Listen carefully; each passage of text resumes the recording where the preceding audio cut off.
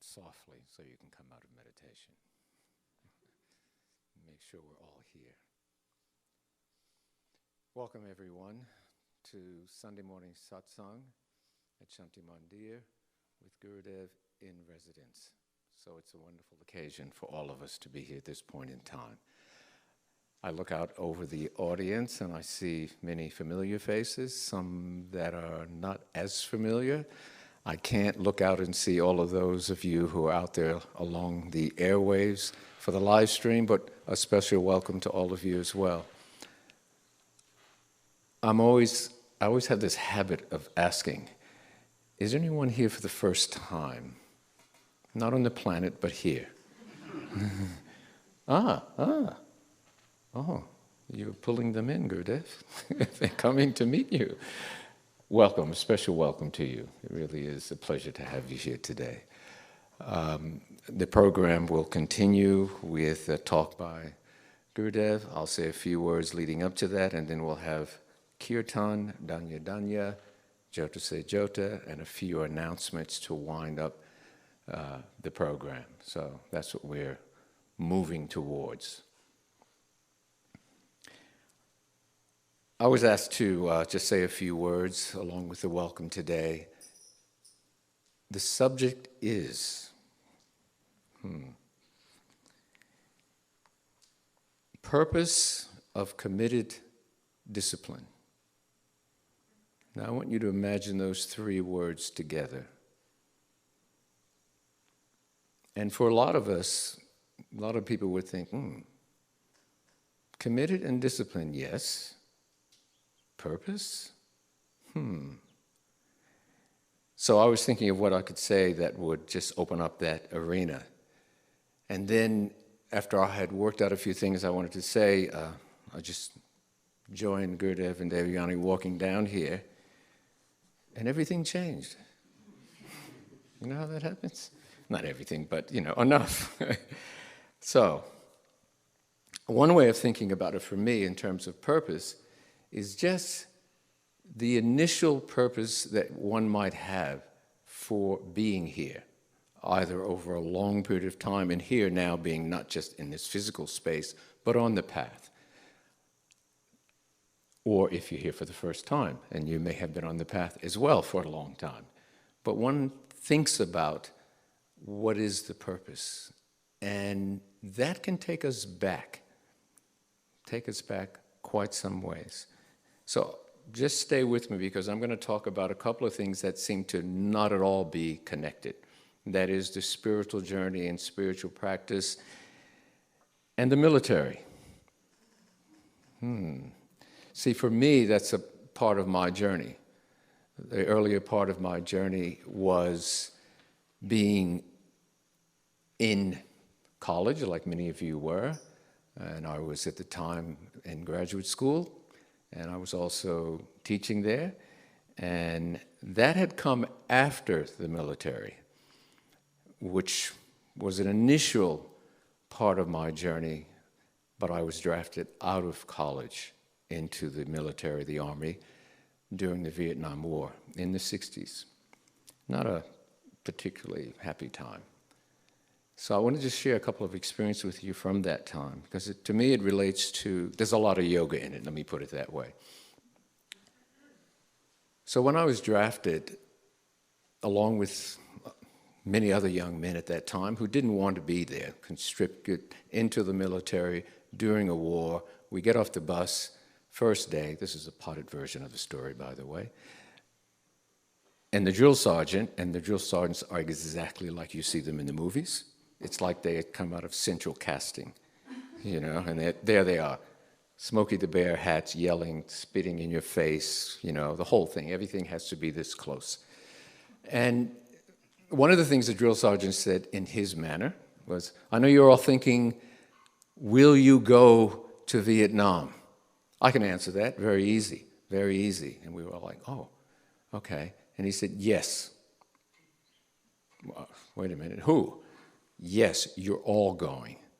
The mood just went, everybody was.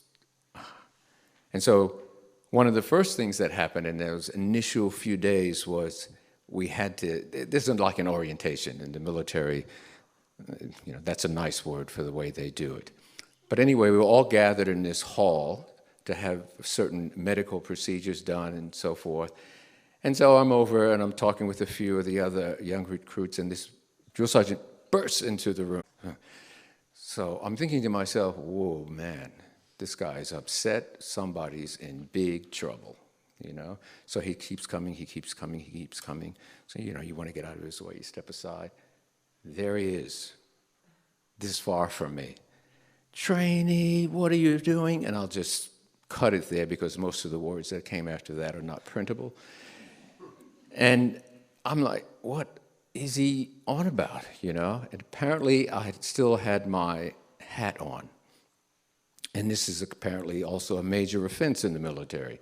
So he's saying that he's going to take me outside and beat me to a pulp and all of that. And I just think, oh my God, what is this place about? Then we finish up that morning by getting our inoculations. It's a timely thing to talk about, isn't it? Anyway, we get our inoculations, and if you're thinking about what that may be like, if you've done it, haven't done it, want to do it, thinking about it, you just lined up, and you come along, and they had a gun with needles, multiple needles. You got all of your shots, things worn. Yeah. So anyway, I just trying to put this together in my head. I thought, I'll just do everything I'm told. But something happened in basic training that caused me to speak out. And I won't go into the details of that because I don't have time, but the essence of what that was for me was to challenge in some ways of what I thought this was all about, the purpose, if you will. But even though I challenged it, the drill sergeant didn't punish me because it was challenging, directly challenging a drill sergeant. And a few days later, he called me into his office and he sat me down and he said, "You're probably wondering why I didn't get upset with what you did." And I said, "Actually, yes, I'm wondering about that."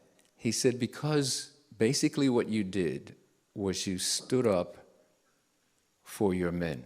I was at the time a trainee platoon leader. He said, and actually that is one of the main purposes of all of this training, is to get that to happen. And you did it. So I was never going to challenge you for that. He said, "I get the feeling that you're questioning what this is all about." And he said, "I just want to say that some of this training is about change. Is it about transforming the way people normally think in their daily life? And we have our own way of doing that. But if you can accept that and go along with it, it produces a useful transformation for our purpose of the military." And I thought, oh. He said, "Let me tell you a story. When I was in Vietnam," this is him, "it's dense jungle, as you know. And I'm caught in this jungle. I got separated from my platoon. I'm all by myself. I go around a corner, so to speak, and there is a Viet Cong soldier. His weapon is raised. My weapon is raised. He fires. His weapon misfires. I fire." You understand what happens next. He said, "Because my training had been such that I didn't think, I didn't doubt, I didn't question, I just acted. That's the only reason I'm still here today." That is the purpose of this training. And we have a certain discipline, and we need people to be committed to that discipline to get the impact. And at that time, I get it, I got it. I mean, it wasn't like I was for the war, but I understood something about these three words: purpose, commitment, discipline. One leads to the next. And if you want to produce that kind of transformation, You need all three. Now, for us, the question is purpose. The first question we have to think is purpose. I'm always saying, sadhana is a long road. If you read Patanjali's Yoga Sutras, you'll come to sutras that talk about, the whole idea of meditation and yoga, a misidentification with who we really are. We are not just this limited self, but we need yoga and the practice of yoga to come to that experience. And so even if we've had experiences, which probably most of us had, that have brought us here, you have that experience. Ironically, by the way, my first experience of that type was in the army. Things are not always logical. But when I had that experience and I went, oh my God, this isn't, and nor am I who I thought I was. I'm something much, much more than that. And then, as it is the case for most of us, that experience goes. Because it's just an experience. It's not a lasting transformation. It's an experience. And so, oftentimes we can get caught in that. We figure, or we wonder, what happened? Where did that go? It was true. I know it was true, but I'm not feeling it now, the next day, the next week, whatever it is. And then you find a master, a teacher, a guru, if you're lucky, and I knew it as soon as I got out of the army, I needed to find someone to help me with this. And they tell you, yes, that is who you are, that is true, but you have to practice. You have to stay with it. You have to be committed to the discipline for that experience to become a permanent experience. I had a thing I would share you with one of the letters that came to Baba years ago, and someone was struggling with the up and down, as it were, of sadhana. And he says, this is the way of the mind. We practice these patterns for years and years, and then we expect to sit for meditation for a few days and have everything change. In the same way that you've established the old patterns, you can establish new ones. If, according to this topic, you have a purpose, you're committed, and you have a discipline. And I just thought about that, and I thought, it's so interesting that some of the things that we learn from the scriptures and from the gurus and the teachers, they're true everywhere. They're just the way of the world. The world functions like that as well.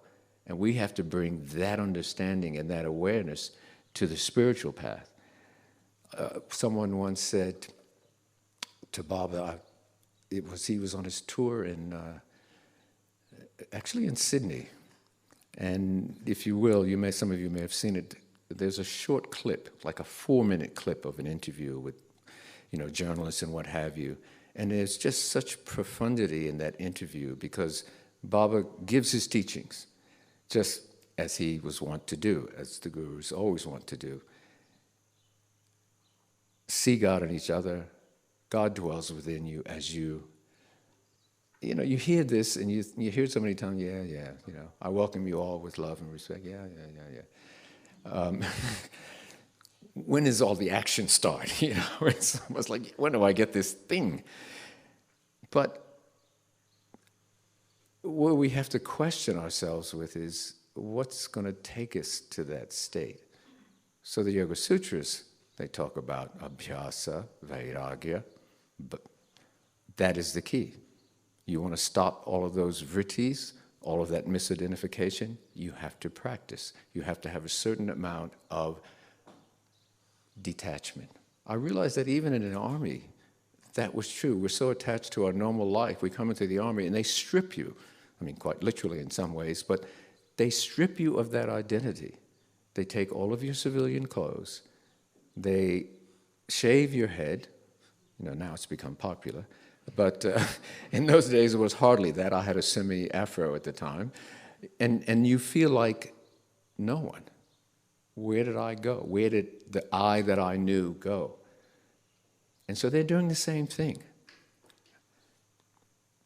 Someone said to me recently, I'm trying to see God in each other and other people. I'm trying to do that. But when I look at people, I don't see God in them. And I think of this statement about Baba, his response to a question. We practice patterns for years and years. In a way, he was saying, how can you see the divinity in another person if you're projecting onto them all of the wrong understanding of your own mind? How can you see that? And so I was thinking, it's not a visual seeing that he's talking about. It's almost a feeling, a responding to, an awareness of the divinity, despite all of the whatever that may be happening in that other person, or that you may be thinking, that divinity is there. And it's more getting wrong understanding out of the way than it is seeing, maybe, as Baba would often talk about, seeing the blue pearl in that person. That can come in time with what? Commitment and discipline. It's just so interesting how that happens. There's a story, one story I'll share with you from a scriptural point of view, if I can find it.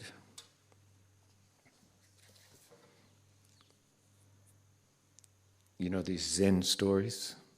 This is a Zen story. A German philosopher went to Japan to study Zen Buddhism. He took a master and began to practice archery with him. The master said, on the following day, we're going to have a test. And the test consisted of putting the target in front of about 3 or 4 feet away. And he would draw that arrow and then just shoot it. So the master came, he bowed down, had a cup of tea, gossiped a little bit. Then the master said, let's start the work. So he bowed down again and then began to pick up the bow and the arrow. And he lifted the bow, put the arrow against the bow, and began to draw as tight as he could. He got ready in position, and there was a great silence. And just as he was about to shoot, the master said, stop! He began to shake. So the master sounds like a drill sergeant. He began to shake, and he looked at the master with an angry face. The master just said, try again. So he started the whole process again, pick up the bow, put the arrow, he started pulling the bow, but it was too tight. He began to shake and shake. And he lost his posture, he lost everything, he just fell apart. And the master started laughing, laughing at what was happening. Very good, very good. Then the man put down the arrow and said, why are you laughing at me now?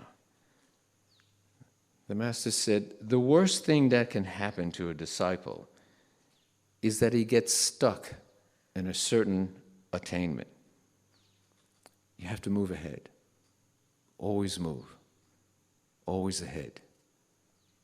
And so it's often that the path and the teaching from the guru, from the master, from the drill sergeant, as it were, is always, how can you just go a little bit further? And Gurudev is always talking about that thing. If it's just even 1% better today than it was yesterday, it's good. You have more discipline. And it reflects a certain commitment. And you're connected to your purpose. And I think understanding that, it's like, remember, what is your purpose? Why are you here on a path doing what you're doing?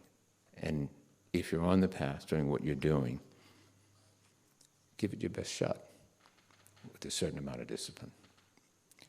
Now, because the scriptures also say, the Guru is who always teaches the essential truth, the highest truth. So now we'll hear from Gurudev.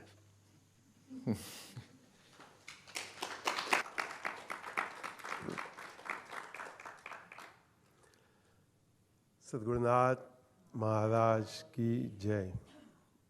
With great respect and love, I'd like to welcome everyone to Satsang here this morning. Many thanks to Mike Pachaka. Many thanks to Larry for setting the stage. As I was having breakfast, I said to Divyana, I hope Larry takes it there where I want to go. And she said, well, at least he'll have a calming effect. So I said, what do you mean by that? Of course, I understood what she meant. Because when I wrote to Larry, actually I wrote it a couple days ago, but he got it only yesterday. The purpose of committed discipline. It was purpose of commitment and discipline. But then I changed it to committed discipline. Very intensive. I guess a week ago. Settle down and it will happen in its own time. And I thought we should continue that theme to next Saturday, I think, something on liberation based on the name of Baba Muktananda.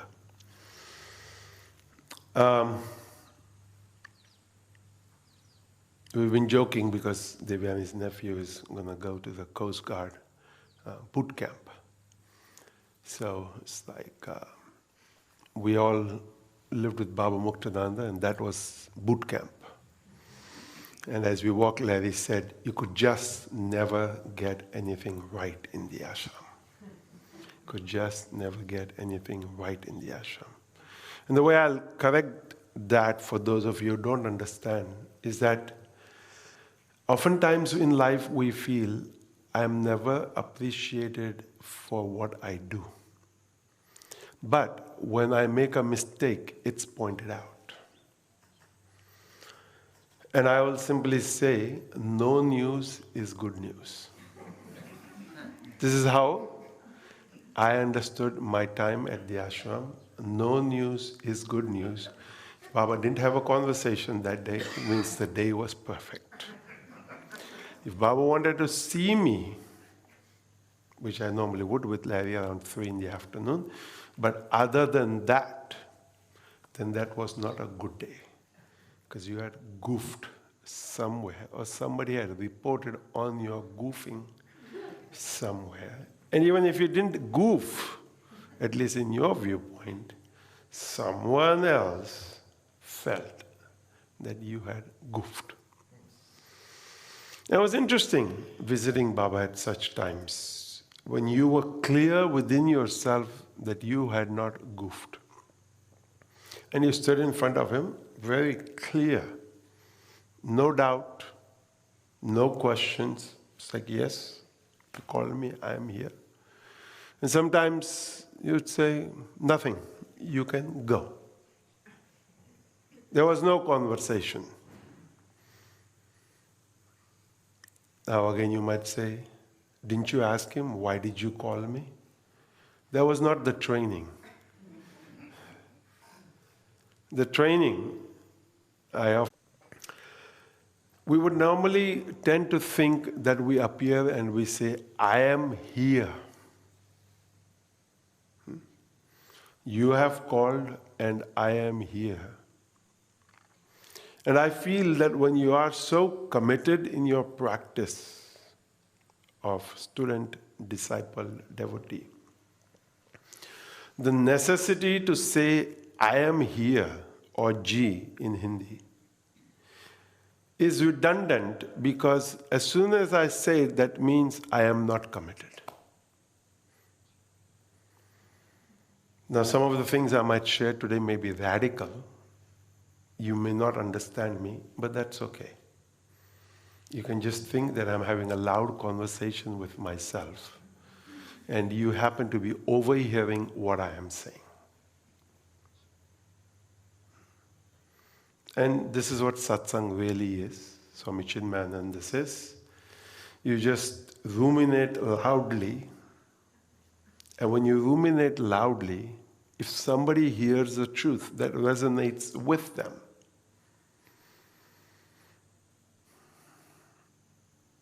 Larry used to say a story a long time back.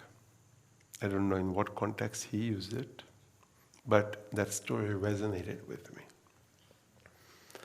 All of us go to ShopRite and the likes, meaning grocery store, and the little boy, Constanza, girl, goes with her parents, and for some reason, somewhere in her favorite aisle, the mother or father forgets that the child was with me because they are so occupied in their shopping and the child is so occupied in her or his shopping at the M&Ms or Snickers or whatever it is, you know. And so somewhere along the way the child realizes, ooh, and gets scared. And we have trained the child to cry when it's scared. Thoda sa feedback. The child, we have trained it. Now you might say, no, I have not. Yes, you have. Trained it to cry. So the child, as we hear somewhere, words call over the microphone, what is your name? And it's a boy in Larry's story. So he goes, Johnny. This is a story from the 70s. It would not apply to children of today. But because they'll have their phone and they'll just call their parents, so, and they would know everything. So the child goes, Johnny. And the manager goes, Johnny, what?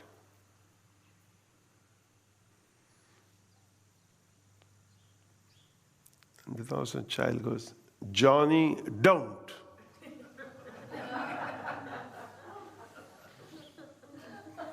It doesn't say Smith. It doesn't say, whatever the other last names are.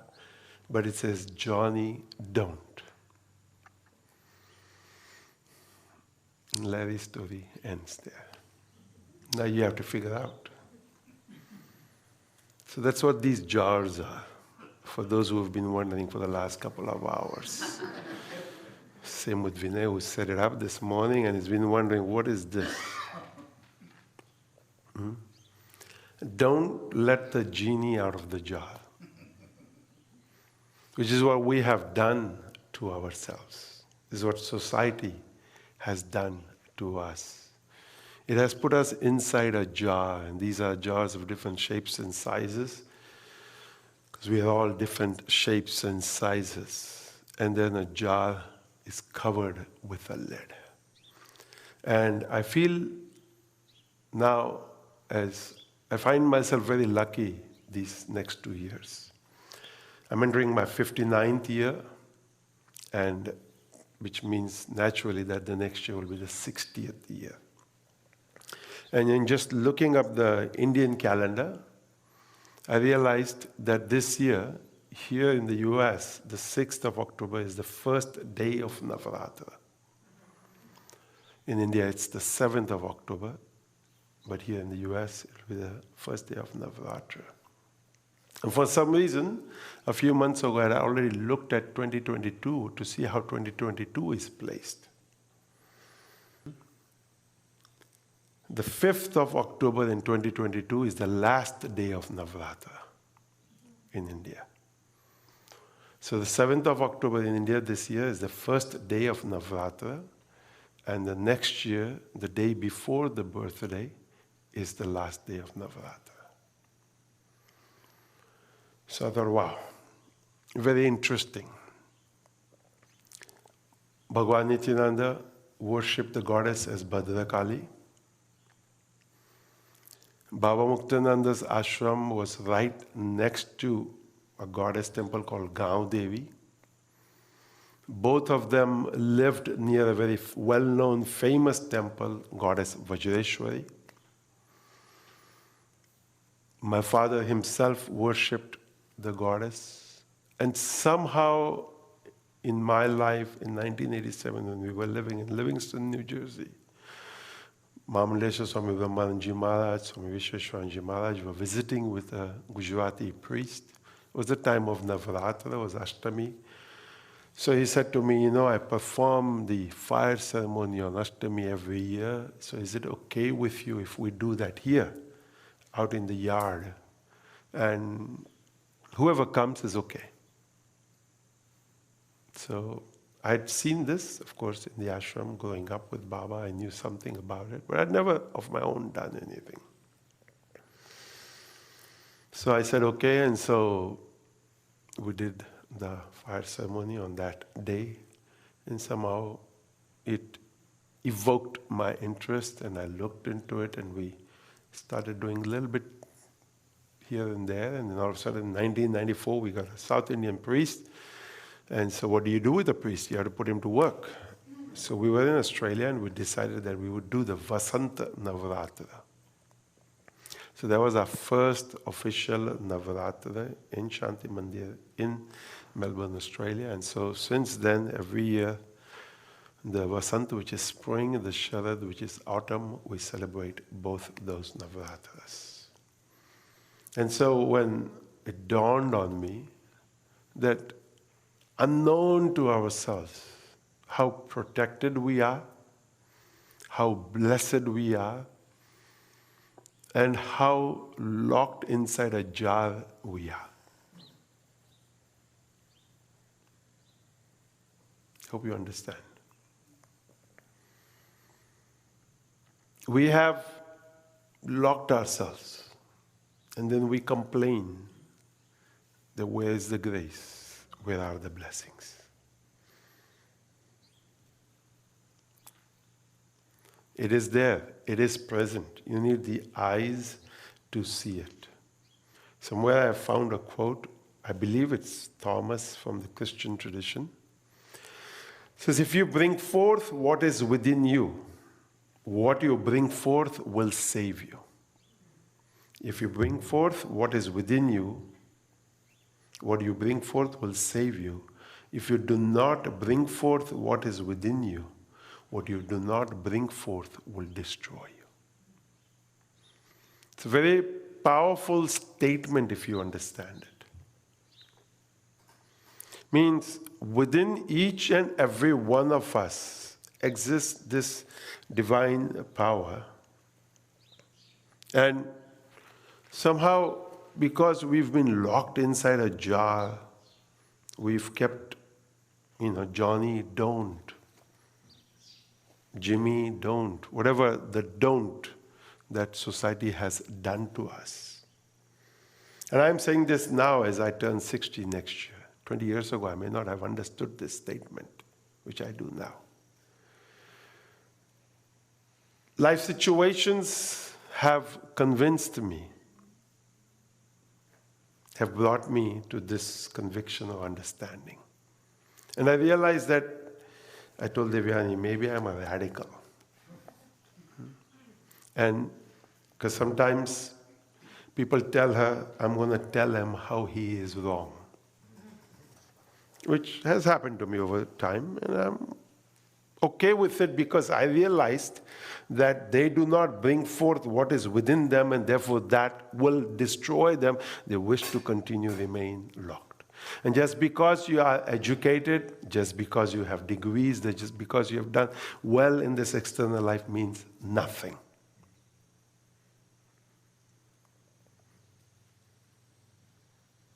You must understand that, because we tend to think often, because I've been listening to a professor very recently, I found him, I don't know how. I'm grateful to YouTube, my new scripture. Because when it thinks that maybe I am thinking this way, I think it's suggested for you or something is the word. And so it suggested this professor for me because I look up education a lot because we have a Sanskrit Vidyalaya, we have an English medium school, and I think, what are we doing? So all of a sudden, he has written a book. He's a professor from Virginia, an English professor. Why teach? Why teach? And so, of course, he has long talks. You can go and listen to them if you want. I find snippets are like 5-10 minutes. I don't, long talks I get lost and bored and fall asleep. So I try to find, the gist of what he or she wants to tell us. And he basically says what we need to do is kind of help the child, the individual, especially in college, university, understand, where do I want to go?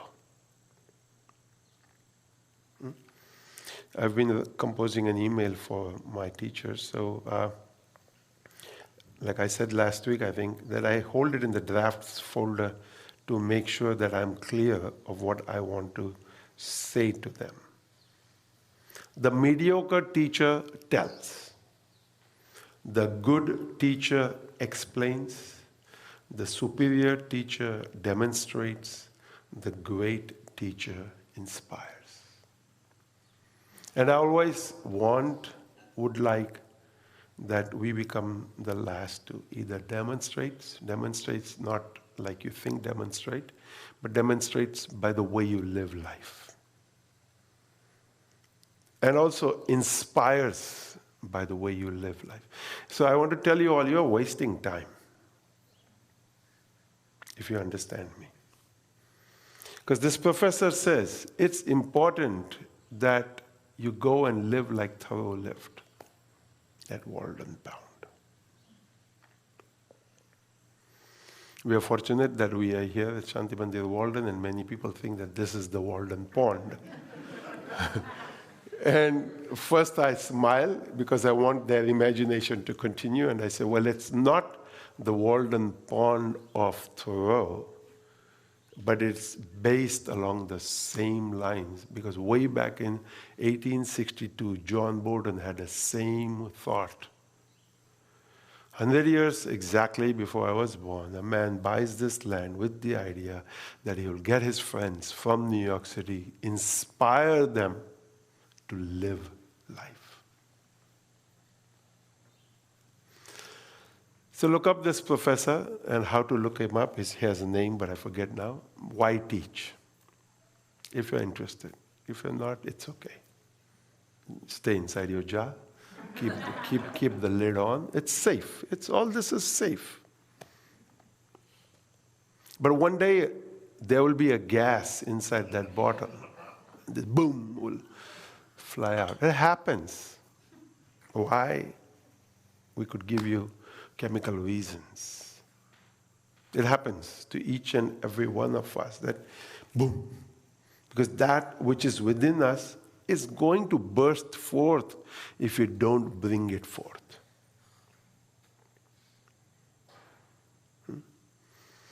So don't just waste time. Get out of the straight jacket, which is what you have put yourself into because society has made you like that.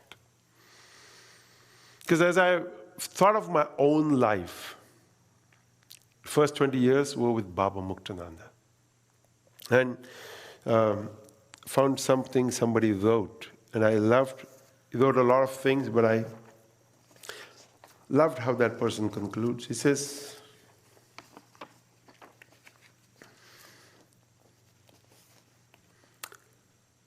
when I remember Baba, I like to use these human standards of measurement because they are real and tangible, because he's talked about the times in the company of Baba, and not based on the deluded concepts of what a divine being should be like.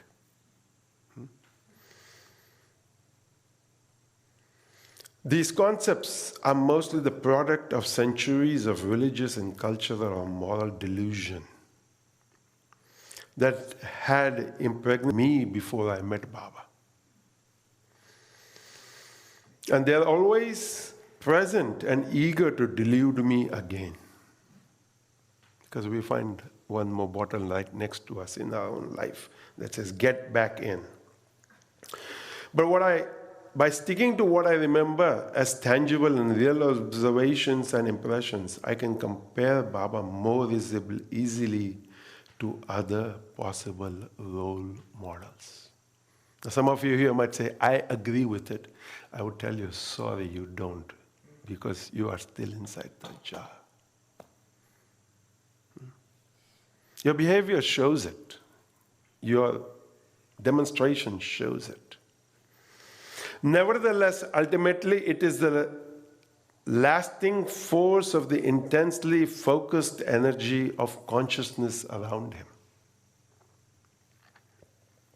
The intensely focused energy of consciousness around him, that is of utmost significance in my life today. And that which is missed most, longed for the most, worked at the most, and the real fruit of his presence in my life is that focused energy of consciousness. It is this gift that I thank him for, and it is in this area that his absence is most painfully felt. So that's why I said, don't waste time. You're wasting time because you're caught in the externals. You're caught in the game outside. You're always trying to be nice, to have PC, polite conversations. And life, like I shared, has a tendency to move on. The 36th verse of the Sri Guru Gita says, Yat satyena jagat satyam.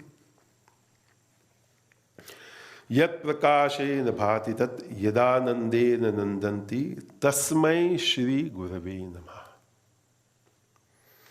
Expressing what is the Guru, Lord Shiva here says, the embodiment of truth. The embodiment of truth. And because of my connection to that truth, this is all true.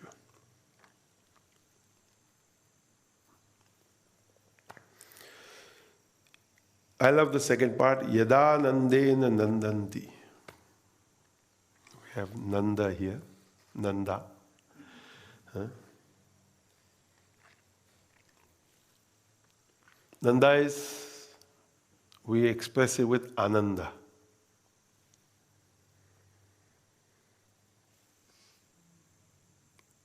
I often think the word bliss is used, but bliss again in our spiritual world today has a very weird connotation.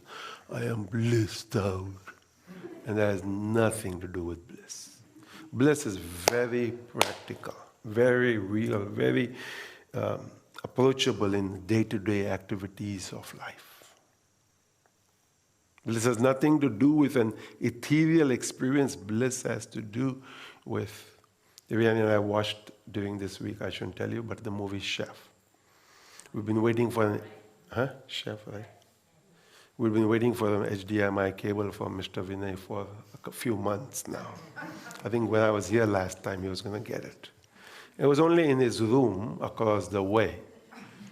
And since I came this time also, I told him, before that little Apple box gets outdated, can we have the HDMI cable? He said, yeah, it's in my room. So finally he brought it the other day. I hooked it up and I said, okay, Devyani, we're going to do something. It's only 8 p.m. We have time. And she's like, okay, find something. And all of a sudden I remember somewhere back I'd seen this movie, The Chef.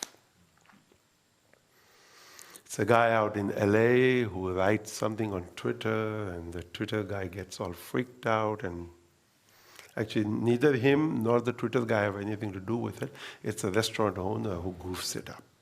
But as happens in life, the person who goofs it up gets out of the way, and the other two are fighting. The children playing get out of the way, and the parents are fighting. So anyway, we don't want to get in the movie. What we want to get into it is his sous chef at one time has got his eyes closed and is putting the butter with gloves on something. And I thought, this is life. You know, he's meditating unknown to himself. He's focused, he's concentrated, he's just enjoying that which he is doing. And the main chef has a 10-year-old child with him, his son, because his wife and he are separated and blah, blah, blah. And the son wants to help out, and so the father, they're going to make sliders, I think it's what it's called, Cuban sliders. It's got one of those like grill which you close, and the father tells the son, it can't be uncooked. The bread, it's cooked, but it can't be uncooked. The cheese has to melt, but it cannot be burnt. It has to be just right.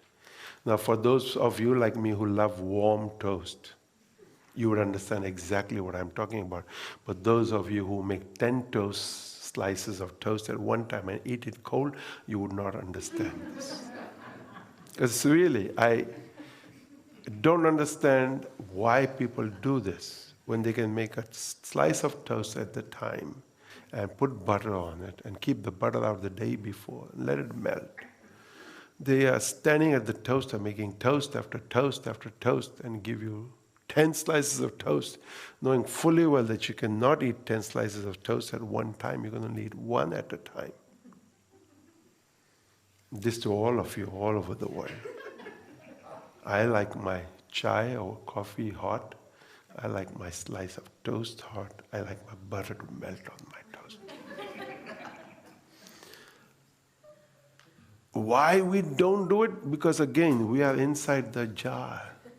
Somebody else that you saw making toast after toast after toast and bringing a basket of toast. So you think that that's the way. You never pause to think and ask yourself, why? Why do we want to eat cold toast when the toast is just right there? Now you might think this has nothing to do with yat satyena jagat satyam, yat prakashena bhati. And if I ask myself, where did I learn this? I learned it here at the Guru's feet. He didn't teach it as making toast, but he taught it as the activity of life. Now, how you take that activity of life into what aspect of your life is up to you. Or you can say, no, Baba said those are spiritual teachings that are only to be practiced in the temple. And as soon as you get out of the temple, just become normal. No, no, no. As Larry was speaking, see God in each other. And then when he said, see God as each other. Or see each other as God. A very slight, small understanding that needs to be created. Instead of trying to look, do you have God? No, I don't. These people, no. These people, yes. These people, maybe. This is how we divide it up. And so what we want to do is begin to realize the embodiment of truth. That which illumines everything. But we have kept that also close inside a jar because our jargon of decades, of lifetimes, has been this, that Baba is to be left. People have a temple, and the temple has doors, and when they're done with their puja, they close their door. So I ask them often, why do you do this? Why do you close the door? And they have no answer. But because their parents did it, their grandparents did it, and so it goes on. So therefore, the scriptures tell us, Satsangatvena nisangatvam, that if you want to arrive at non-attachment, you have to regularly attend satsang of good people. Which means that not all people are good in satsang. Sorry. But you have to find good people in satsang. Nisangatvena nirmohatvam. When you find good people and you learn, you also learn non-attachment. You learn non-attachment. And this non-attachment then frees you from delusion. The delusion goes for a long time. Don't think that you'll go home now and say, okay, all delusion is gone. No way. It doesn't go away. It stays with you for a long time because you've carried that with you. It's been going for a long time. Nirmohatve nischala tattvam. When that delusion goes away from constant committed or regular committed practice, then you become steadfast. Then you become steady. Nischala tattve jivana mukti. And then when you become steadfast, and don't think steadfast just means sitting there going, Om Nashai, Om Nashai, Om Nashai, Om Nashai. It's going to get you nowhere. It's going to get you nowhere. Because as soon as you come out into life, that is waiting. Whatever that is. You cannot say, wait, I'm in meditation. I'm in the spiritual space. I'm in bliss. They'll say, no, no, no. Get here now. But we love to do that. We love to escape. And I don't know. Become free.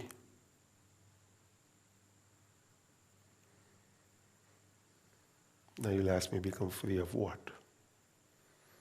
I guess the absence of darkness is light.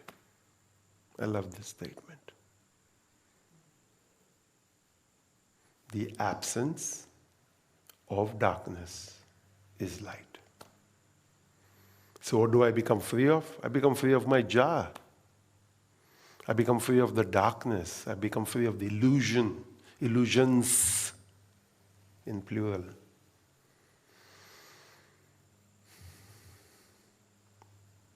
I know I'm giving it too many thoughts. Now the best part about satsangs in the last 2 years is they live on YouTube. You can do exactly what I do. You go back and listen. And the other thing about YouTube is it starts where you left it off. So whoever made that, thank you. Because I don't have to go and find, remember the old days we had to go find where it was that we had left it off? We don't have to anymore. When you remember, I want to go to the satsang of the 6th of September, you go. And as soon as you go, your whatever thing remembers that you did see this 3 months ago. And this is where you stopped. Because on that day, I was like, enough. I like my illusion. I like my darkness. I like my jar. I want to keep my lid. It's amazing. Sometimes, it's satsangs like this, people come up to me to explain to me. And I smile to them. Because I realize that I have not penetrated a bit. I am lost on them. As Benjamin Franklin, you heard that name, right?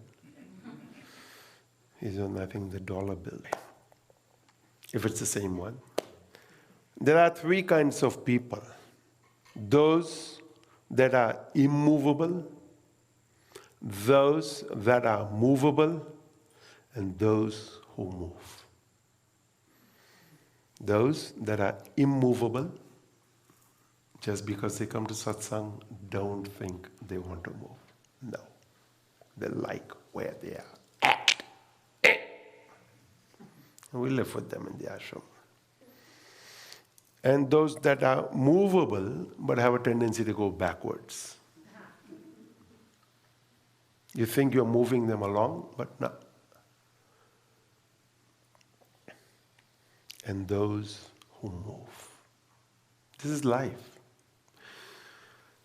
I don't want any one of us to think that all of this only applies when we are in satsang. It applies throughout in life. And this is what you have to understand. Yat satyena jagat satyam, yat prakashena bhati tat. It does not only apply in the spiritual realm or when you have a guru. You have to bring that knowledge into the daily activities of life from the time you wake up through the day and also as you are sleeping. Because that's when the knowledge, I think, is the most churned inside of you. But we live, we like that. And then I'm always looking for those who move. I try, you cannot, unfortunately, Google still doesn't have that as a search feature, those who move. But you have to kind of keep your ears open, eyes open, and your own, intuition open. It was amazing. I was listening to this very professor give a talk somewhere at a book club or something. And he's from the 60s, so he talks about Bob Dylan. So there's some little talk of his on rock and roll, on football, on rock and roll, and one other thing. These two I saw, football and rock and roll, because football intrigues me. I don't play it. Maybe a professor could explain. But he explains it from the fact that this is what happened in the gladiator days of the Roman Empire. And anyway, when he talks about Bob Dylan and something that Bob Dylan says, a typical person in the audience goes, "So, what research on Bob Dylan did you do?" And he's a professor, so he puts his glasses up. He has long hair. He's from Virginia, so he kind of settles back into his chair. He goes, "My wife is here. You could ask her. I am mowing the lawn sometimes, and I say to her, 'This is what Bob Dylan meant.'" He said, you do research when you don't know something to find out. But when you know something, I've been listening to Bob Dylan on the radio because he said, we are from the radio days. And I've heard him. So I want to feel the lyrics of what Bob Dylan is saying. I don't want to know from somebody else what they think Bob Dylan is saying. And I think this is exactly what we do to each other or to ourselves. We have no idea from within ourselves what my conscience feels. I like to live inside my jar, whatever the size is, and I want to slowly peep out and see what somebody else might be saying.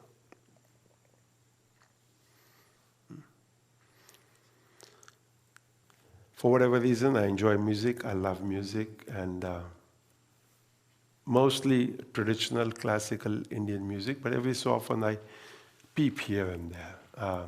We had a black fellow Kwabena with us for some time. So whenever I drove with him, I listened to jazz. We had a fellow from New Orleans in the days we were with Baba. So he made me listen to Handel's water music. He played the trombone. He played the piano. He played the Western drums. He played drum. He played tabla with us. Played the harmonium. And we listened to a lot of Shakti. Again, because they are musicians, they know exactly what they like. He knew exactly the piece of Shakti that we would listen to. He used to drive a convertible Porsche at that time. This was in 1980-81 in Santa Monica. And whenever we got into his car, this is exactly what he played. This tabla, ghatam, and mridangam piece. And we'd go and have falafel. And I'm a funny person that when I like something, I do with somebody and enjoy that, I tell them we're going to repeat the same experience again because the mind understands that. And there's nothing wrong with it. Mm-hmm. So, I've been intrigued with Michael Jackson. Not that I'm I don't know, is rock and roll, Nitish bhai? He's pop, I think, right? He's pop. But over the years, I've heard different people, especially Indians, sometimes talk to me. I was at an Indian home in Mumbai one day, and he said, Swamiji, we're going to watch Moonwalker.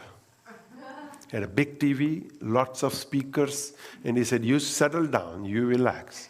We won't have lunch. Moonwalker, right? I think it is, I don't know. I was like, okay, I'm not going to get lunch till I watch this. And he gave me a whole talk on Michael Jackson. So I'm the kind, I put it away inside my filing cabinet. I have a many-drawered filing cabinet. Devyani has 4 drawers. So, you got to record all of these things because you don't know when, where, how it will. Then one day I found a Gujarati man speaking on Michael Jackson at Murari Bapu's place. I listened to his whole talk for the hour because I thought, what does a Gujarati man understand about Michael Jackson? And that too at Murari Bapu's place. Murari Bapu is somebody who gives talks on the Ramayana. And I thought, my God, Murari Bapu is an interesting fellow. I've met him a few times. I know a little bit of him. And then, in the last few weeks, somehow this South Indian lady, Jaishri Mumbai, popped up in my YouTube music, and she's talking about her guru, and that they had a class 2 to 4 p.m. So she arrives at 1:45. The guru is sitting on the sofa. This is again back in the 80s. He's watching TV. She thought, oh my God, I don't think I should have come. So she tries to back out because she doesn't want the guru to realize that she has come in because he's watching Michael Jackson. Lalgudi Jairaman, the South Indian, I think violin player, Carnatic music, is watching. And he just, without taking his eyes off the television, motions to her to come. She comes and she hides because she doesn't want, this is blasphemous, that a South Indian Carnatic guru listening to Michael Jackson. One by one, slowly the other 4 or 5 students arrive. It's 2 o'clock. He turns the TV off. I don't know if Michael Jackson's done by this time or not. He just begins his chalo, let's go. His Carnatic music class. And she doesn't know what to make of this. Because again, we are living inside a jar. And we are like, should I know? Should I not know? Should I know that Lalgudi Jairaman is watching Michael Jackson or not? Should I tell anybody? Should I talk about this to anybody? And she said, 20 minutes into the class. And he says, she says, yes, she was sitting there watching him, like, look there. And she said, 20 minutes later into the class, he simply makes one comment. Do you see how much of the music he was? Meaning how absorbed he was in his music, and then went back to the class.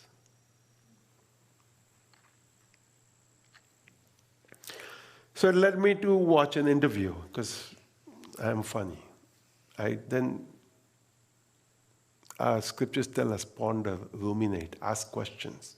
And I ask questions to myself, because anybody else is inside the jar. So what are they going to answer me?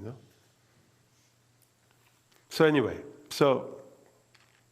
I thought blah, blah, blah, blah, blah, blah, blah, blah. And I found an interview with him.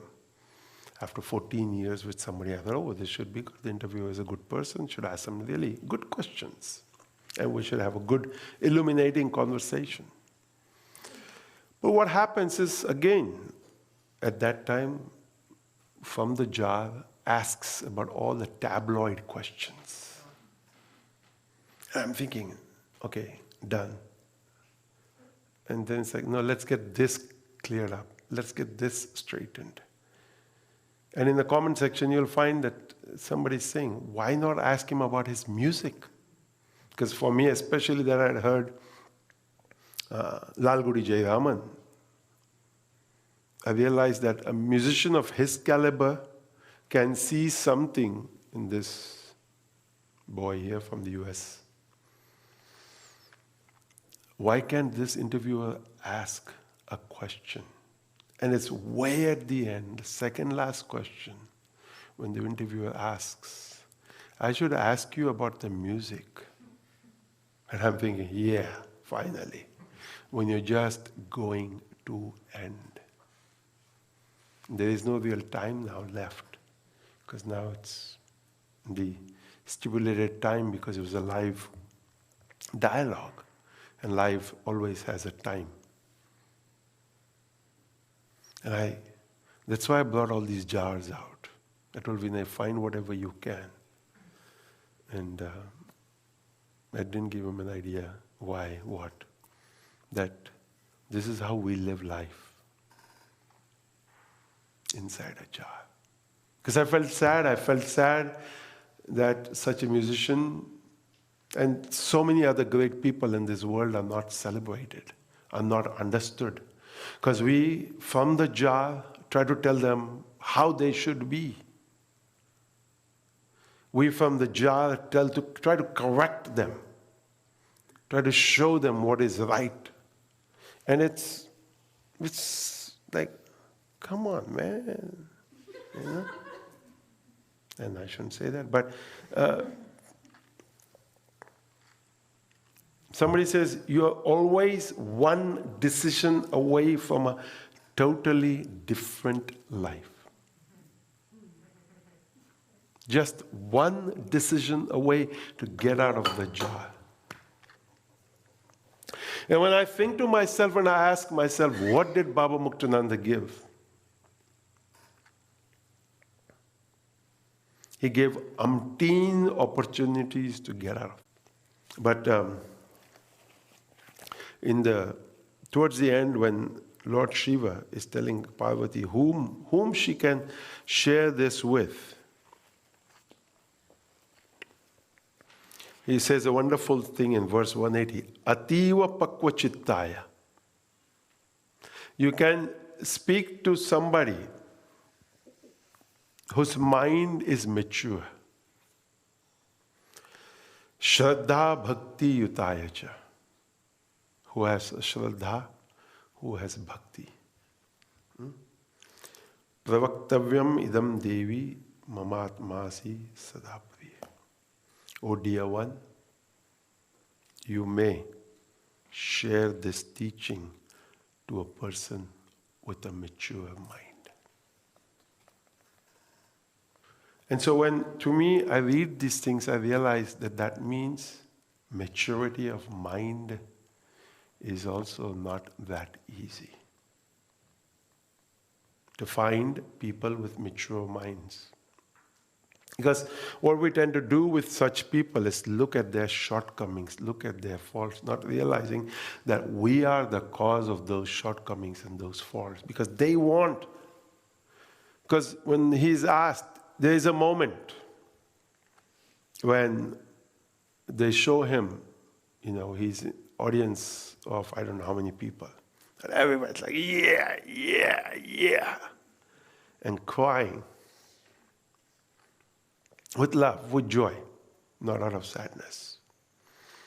And the interviewer asks him, what do you feel? And he said, love. What do you want to give them? Michael Jackson says, love. What else do you feel? He says, love. I'm like, shut up.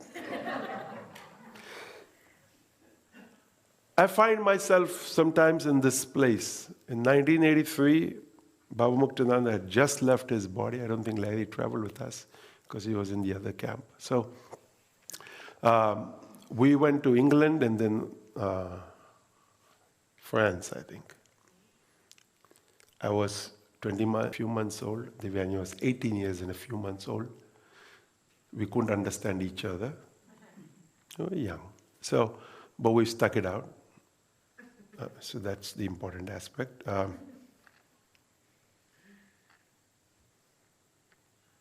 We were in France, And they had organized a huge retreat in a place for 3 weeks.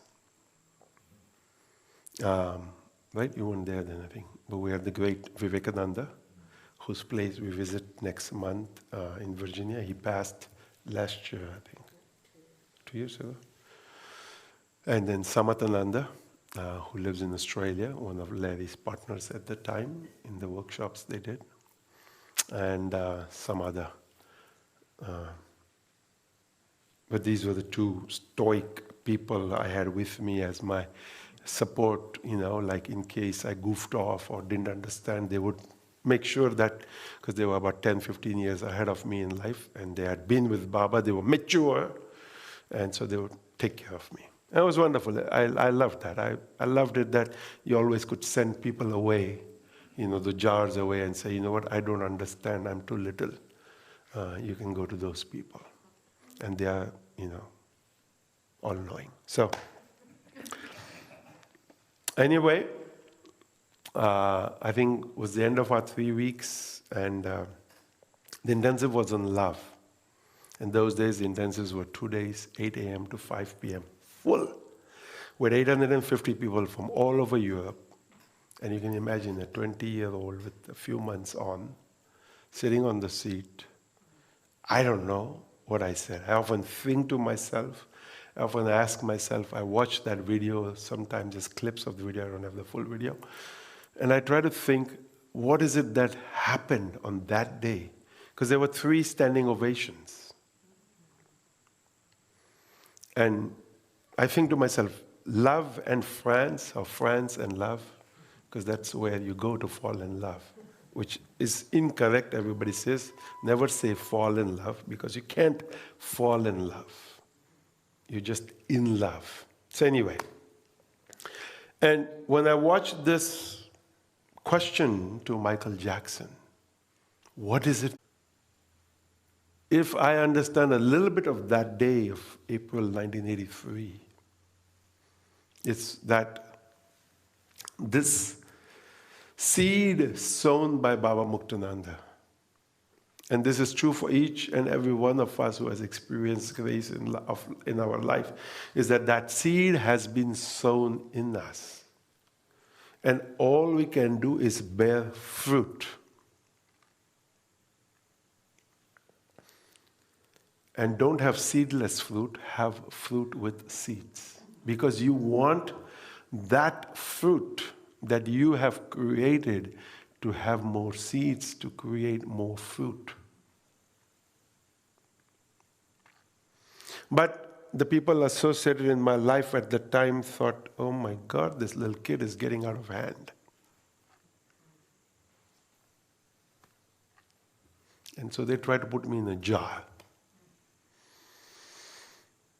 But what they didn't realize that Baba had already broken the jar. Is how I experienced May 8th, 1982 as. I didn't understand it. I still don't understand what happened on that day. It works, at least for me in my life. And so, unfortunately, it took time for that to burst out again, to realize that you're only one decision away from a totally different life. Somewhere along the way, slowly, the grace kept it all going. And I'll try to end with a story to maybe make sense of what I have just said.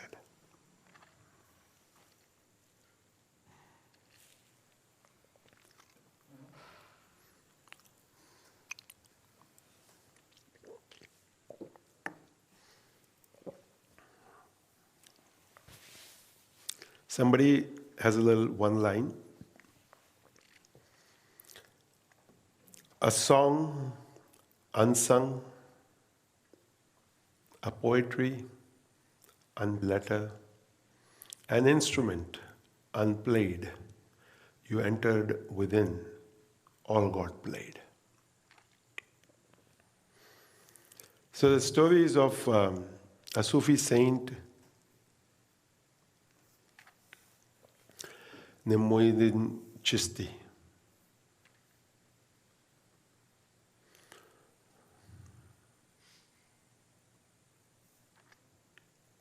And it's from Ajmer. Ajmer is a very famous place for Sufis and even Muslims to go to. It's about an hour from Jaipur, 3-4 hours from Delhi. And people go there from all over the world. And he was a musician. Moinuddin Chishti was a musician. And he played a lot of the instruments, but they say that music is prohibited. So every 5 times a day, a traditional Muslim prays. So Moinuddin Chishti would play his instrument. And many people would come, sing with him, enjoy that music, and just loved it. And even the scholars and great priests of his time would object, but it didn't stop. So his fame spread all over the world, and then from somewhere, a great man named Jilani from Baghdad, who hears about him, comes to see Chishti in Ajmer. When Moinuddin Chishti finds out that Jilani is coming, he thinks to himself, here's a great Muslim person coming to see me. So he hides all his instruments. He puts away because he thinks to himself, maybe he's coming to explain, maybe he's coming and then, so when he comes, Chishti begins to act as if he's going to pray and do all of that. Because he thinks, he's coming all this way from Baghdad, and Baghdad to India at that time would have been together. They just sit in silence. So, the story goes that Chishti had hidden the instruments. They sat in silence. But the whole room was filled with music.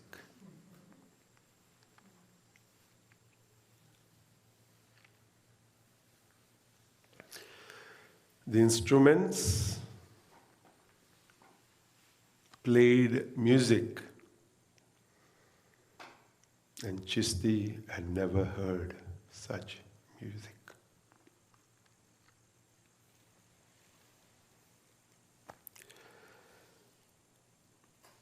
Jilani laughs and he says, rules are not for you. You need not hide them.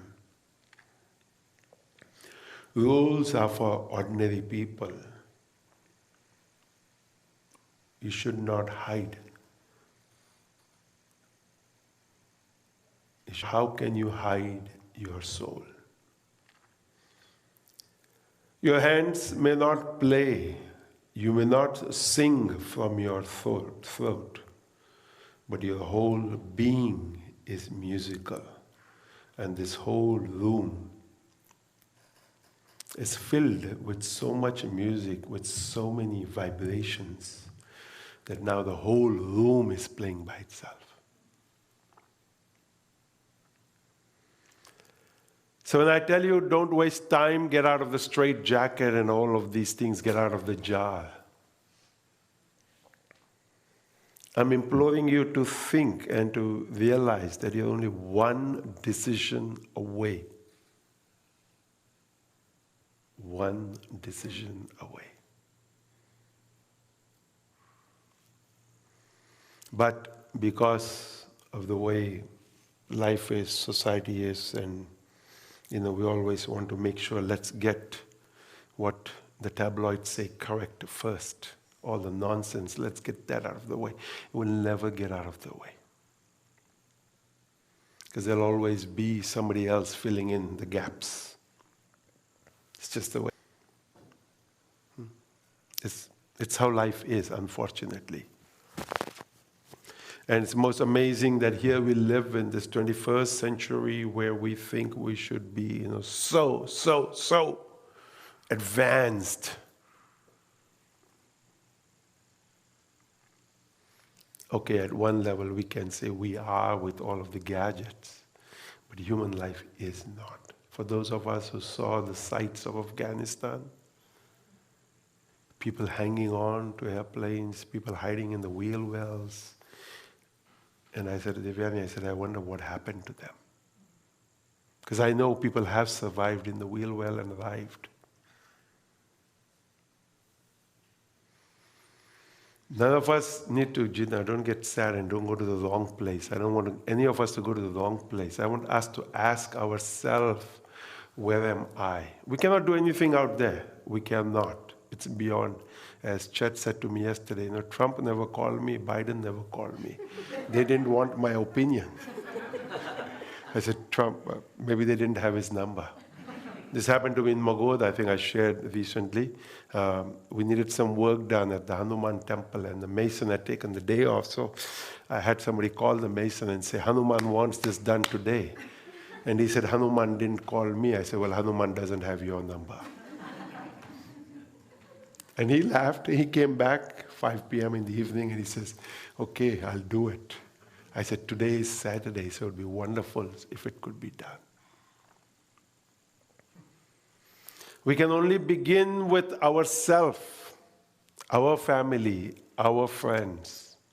And if we can even do ourselves, I think that's wonderful. Because I often find that the challenge is me. The challenge is myself. How do I even understand what is going on in my own head? I don't. And nobody else is responsible for that but me. Because nobody else gets inside my head other than me. So when I, who get into my own head, cannot understand myself, how can I even begin to think that others can understand me?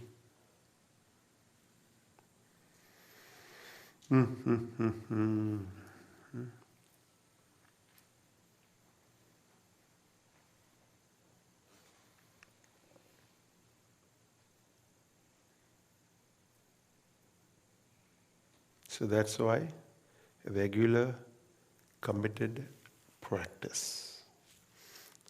And why regular, committed practice is because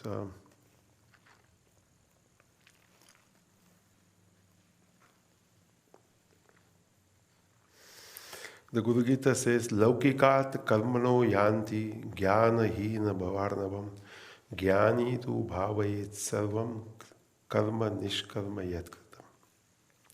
Ignorant people perform actions for worldly purposes and then fall into the ocean of worldly existence.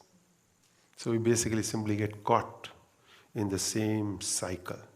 But the wise consider all their actions to be performed without regard for the outcome, but for the upliftment of society. And so this is one of the things the professor talks about in his talk, which is why I liked him. Because as far as being an educator, yes, he's being an educator, but while being the professor, the educator, he wants to tell his students something more. He wants to demonstrate, he wants to inspire. And he's trying to get others on his team. Because there's how many billion people upon this earth? For those of you who remember? 7 point, so I made it 8. And 300 and some people die every minute and 150 people are born. There's a disparity in the count. More are dying than being born.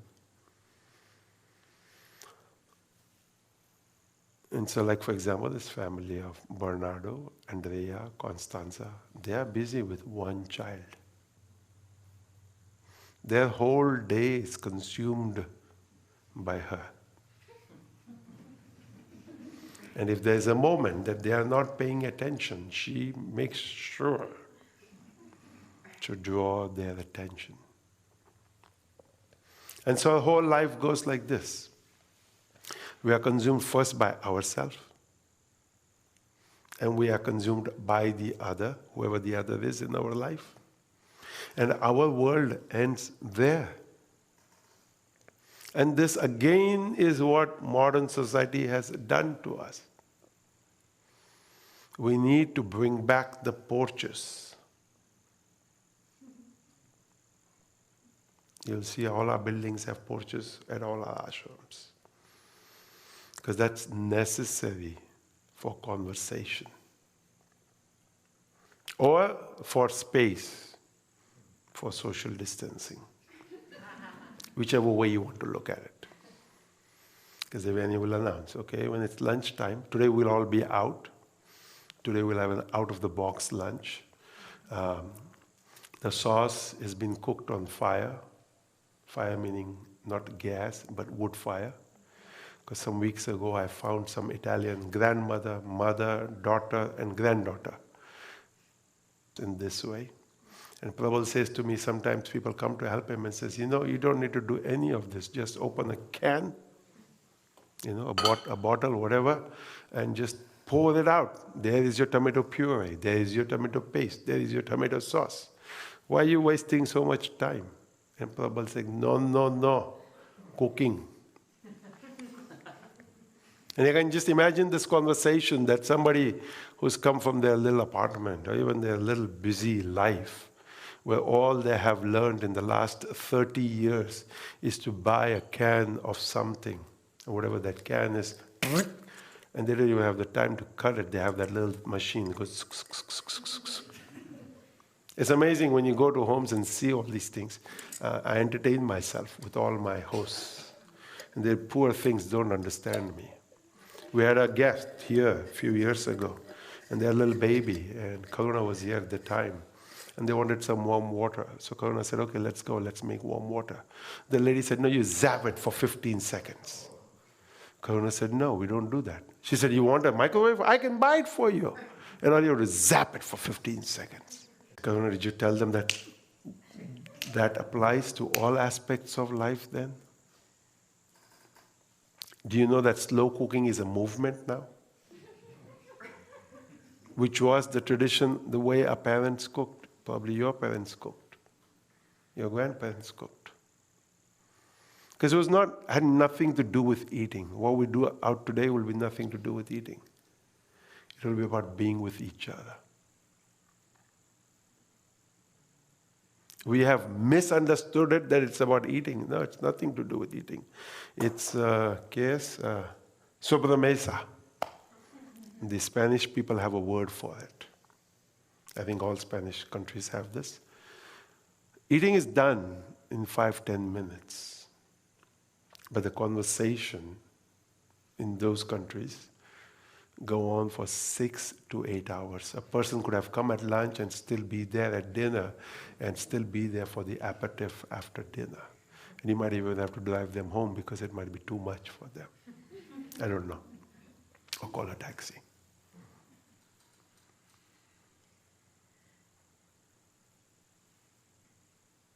There's a joke. A person is one day outside a bar fiddling with the key. And the police says, what are you doing? He said, I'm trying to find my car. So he goes, okay, let me test you. So he tests him, he's not drunk. He said, what are you doing? He said, I'm the decoy. Those who are drunk left while I got you busy doing this.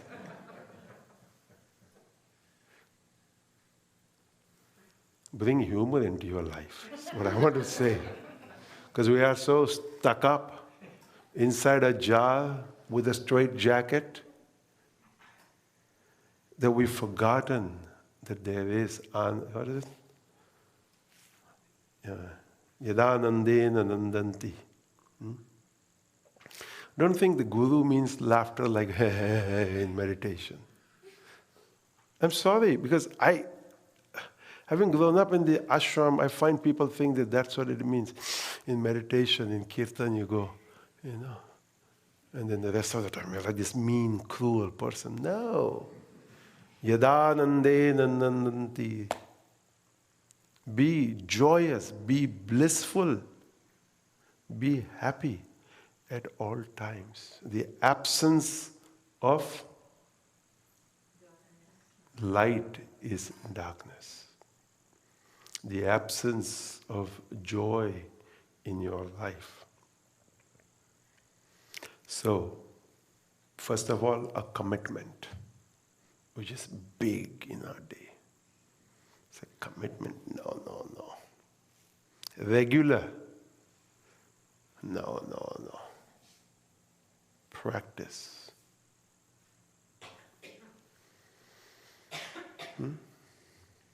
So, ask yourself, talk to yourself, have conversations with yourself.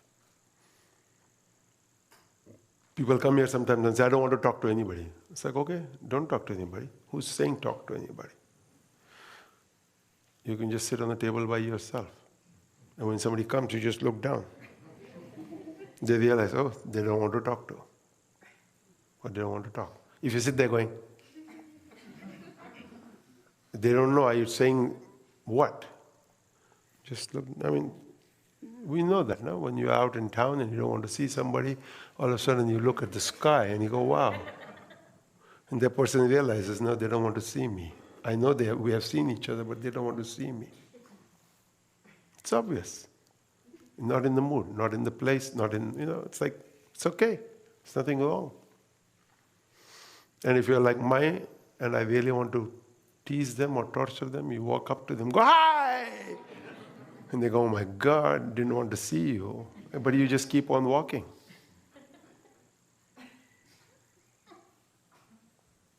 Mischief is good. It's healthy. I'm so sorry for all of you who are living inside one of these jars and have not really enjoyed or learned to enjoy life. I know you'll come to me and say, we are really enjoying life.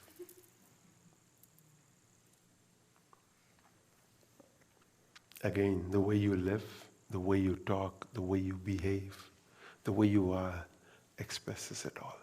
Because the battle is with no one else but with myself. It's my own battle. It's my own struggle. It's my own fight. So, we'll pause there for today. We'll sing Danya Danya and Jyotsa Jyota because we still have to go out to the fire source. I don't think it's spicy. And then Vinay is going to make some corn.